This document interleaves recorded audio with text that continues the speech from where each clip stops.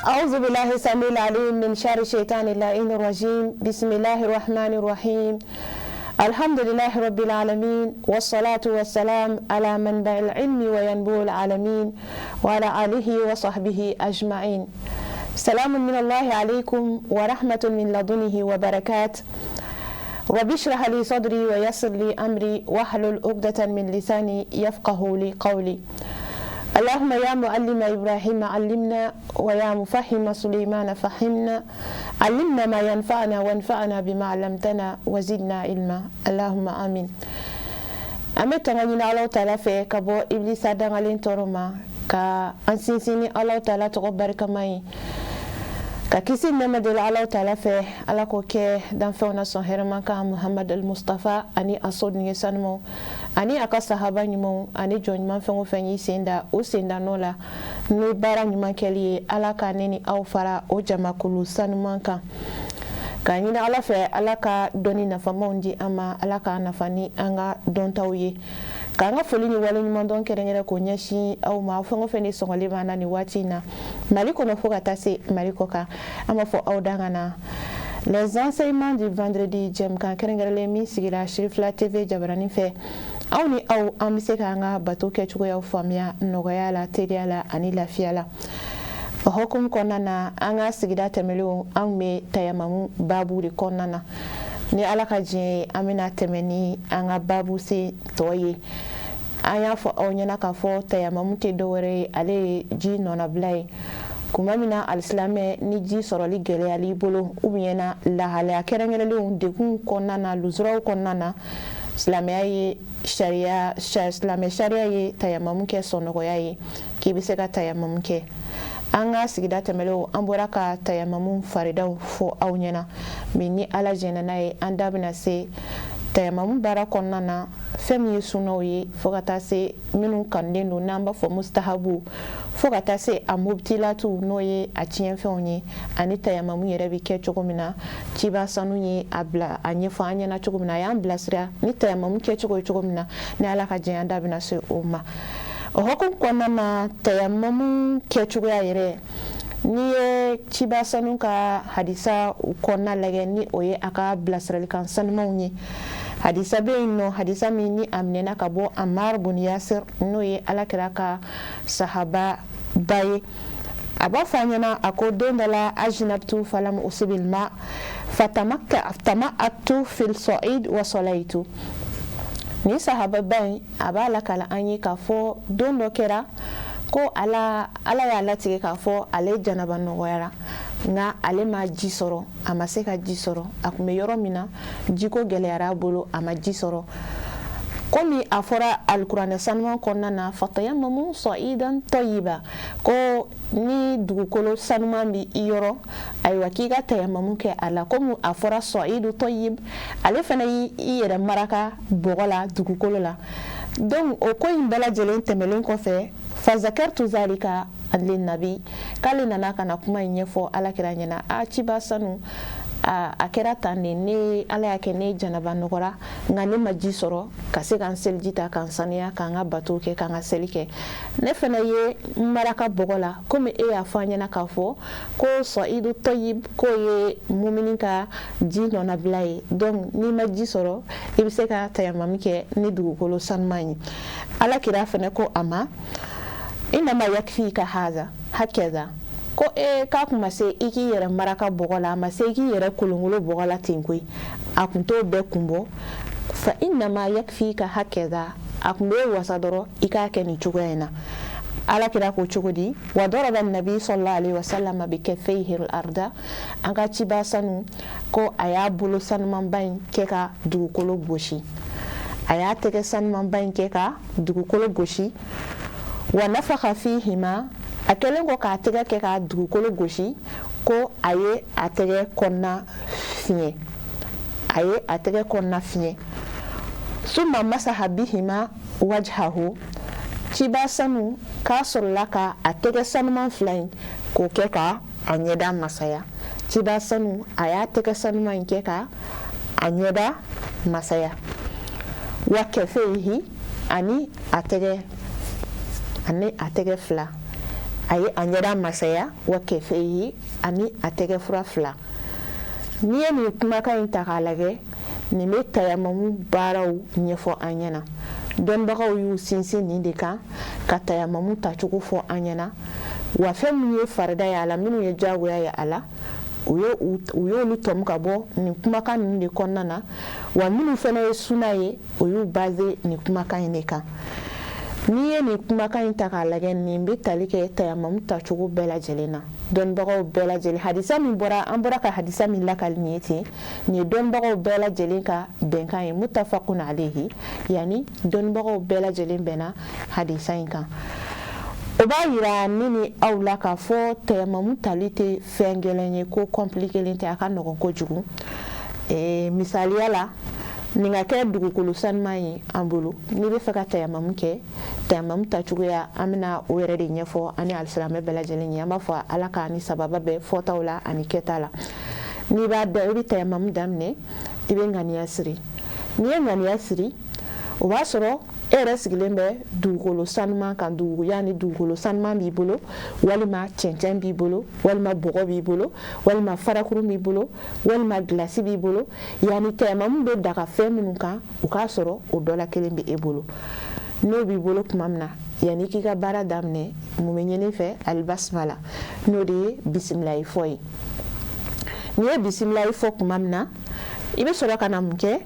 i b'i tɛgɛ kɛ ka dugumakolo gosi. N'i y'i tɛgɛ kɛ ka dugumakolo gosi tan i n'a fɔ an y'a fɔ aw ye hadisa la cogo min na kira bɛ ka tayamamu tacogo ka Amar bun Yasir ladege a la ani diɲɛ alisilamɛ bɛɛ lajɛlen. Donc n'i ye dugukolo gosi i bɛna mun kɛ i bɛ i tɛgɛ fiɲɛ i b'a kɛ tantɔ o kɛkun tɛ dɔwɛrɛ ye yani i kɛlen kɔ ka dugukolo gosi ɲama-ɲama ani kalakala minnu ni o bɛ dugumakolo la walima olu bɛ bɔgɔ la kalakala minnu bɛ a la mun kosɔn i b'i da kɛ k'a fiɲɛ mun kosɔn olu ka taa ka bɔ i tɛgɛ la a kana tɔɔrɔ se i ɲɛda ma a kɛkun ye o dɔrɔn de. Ni i tɛgɛ fiɲɛ o la tantɔ i bɛ sɔrɔ ka i ɲɛda masaya i bɛ i ɲɛda masaya siɲɛ kelen pewu i b'i ɲɛda masaya siɲɛ kelen pewu. N'i tilal'o la fana i bɛ sɔrɔ ka na mun kɛ i bɛ sɔrɔ ka i b'i tɛgɛ fana masaya tantɔ i b'i tɛgɛ masaya tantɔ. Dɔnnibaga dɔw fana y'a yira an na k'a fɔ i bɛ se ka bugɔko filanan kɛ. An ye min kɛ nin ye tantɔ nin ye tayamamu balen n'i y'a kɛ tantɔ dɔrɔn i ka wuli i ka don i ka seli kɔnɔna na o kɔrɔ ye i tilala tayamamu na. N'i ye alikuranɛ aya min bɛ a daga an ye k'a fɔ an ka tayamamu kɛ suratul maida aya 6 fatayamamu sa'idan tayyiban famsahu biwujuhikum wa aydikum minhu ko aw ɲɛda de masaya ana aw tɛgɛ ka bɔ bɔgɔ in na walima fɛn min mana ka aw bolo kɔrɔ aw ka ɲɛda masaya ani aw tɛgɛ. Donc o la ni i ye dugukolo gosiko fɔlɔ kɛ dɔrɔn k'i ɲɛda masaya k'a tɛgɛ masaya dɔnnibagaw b'a yira an na k'a fɔ ko alhamdulillah e ka tayamamu ka ɲi nɔ i ka tayamamu ka ɲi. Nka dɔw fana ko k'i bɛna dugukolo gosiko filanan kɛ i bɛ dugukolo gosiko filanan kɛ. N'i ye dugukolo gosiko filanan kɛ k'o la i bɛna mun kɛ i bɛ sɔrɔ ka na i tɛgɛ kini yanfan fɛ toujours k'a daminɛ a lajɛ k'a daminɛ kɔ kan ka na kɔnɔna na i b'i tɛgɛkɔnden ninnu bɛɛ cɛbɔ ni a ye. Nka an filɛ k'o baara min kɛ nin ye tantɔ i b'a ye k'a fɔ nin ye sunna de ye sinon an bɔra ka fɔlɔ min fɔ aw ɲɛna yani bugɔko kelen k'i ɲɛda masaya k'i tɛgɛ ninnu masaya dɔrɔn o y'a balen i bɛ se k'i ka seli kɛ n'a ye. Mais dugukolo gosiko filanan ani ka i tɛgɛ masaya ka na nɔngɔnkuru la ninnu ye sunnaw de ye yani wajibi tɛ n'i y'a kɛ a ka ɲi nɔ a bɛ dɔ fara i ka baraji kan. O hukumu kɔnɔna na an bɛna tayamamu sunnaw la. Tayamamu sunna dɔnnibagaw y'a sogolon ka taa bila sigiyɔrɔma 3 la. A fɔlɔfɔlɔ ye min ye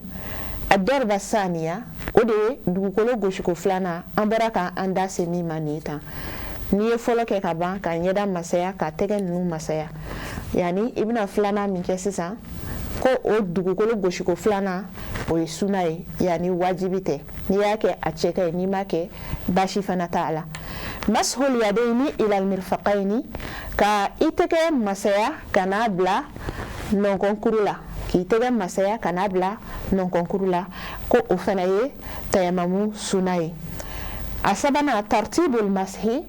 i bɛ masayali minnu kɛ k'i ka a dada ɲɔgɔn kan o fana ye fɛn ye fɛn min ni a cɛ ka ye sunna de don n'i y'a kɛ baraji b'a la n'i m'a kɛ ayiwa baasi tɛ parce que an ka sigida tɛmɛlenw minnu ye farida ye minnu ye diyagoya ye an bɔra k'olu fɔ aw ye n'o de bɛ tali kɛ ŋaniya